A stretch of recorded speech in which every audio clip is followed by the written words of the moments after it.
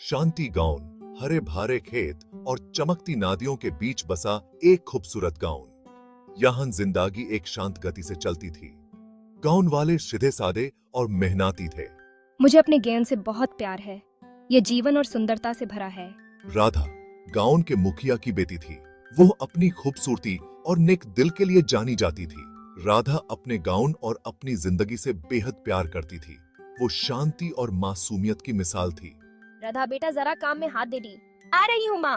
राधा के दिन हंसी खुशी बीतते दी। वो अपनी माँ का घर के कामों में हाथ बंटाती, धूप में अपने दोस्तों के साथ खेलती। शाम को वो अपनी दादी माँ की कहानियां सुनाती। जिंदगी सादगी भरी थी, फिर भी राधा के लिए उसमें एक अलग ही खुशबू थी। शांति गांव के बाहर पुराना एक खंडहर था।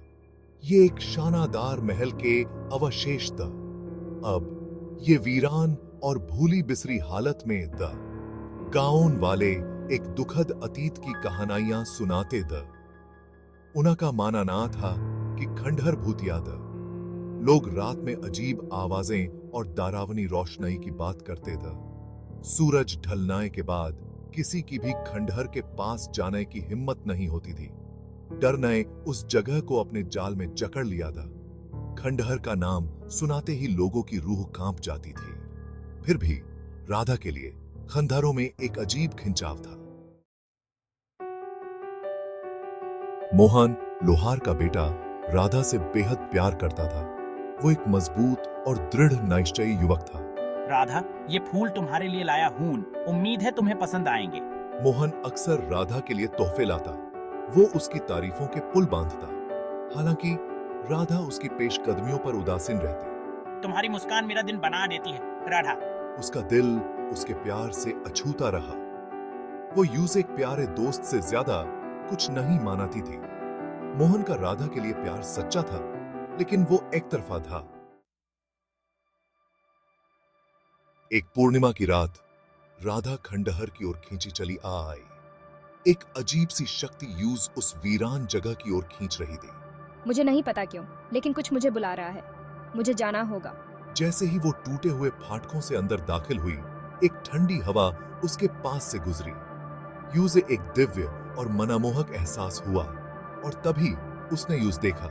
तुम कौन हो? मैं अर्जुन हूँ, इन कांधारों में रहने वाला प्रेत। चांदनाई में नहाया हुआ एक खूबसूरत राजकुमार। उसकी आंखों में उदासी भरी हुई थी। मैं तुम्हारा इंतजार कर रहा था, राधा।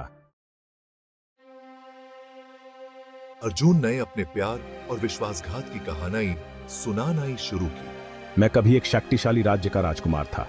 मुझे एक खूबसूरत राजकुमारी से प्यार हो गया। हमारी शादी होने वाली थी। हालांकि उसके अपने भाई नाय ईर्ष्यावश उसके साथ विश्वासघात किया।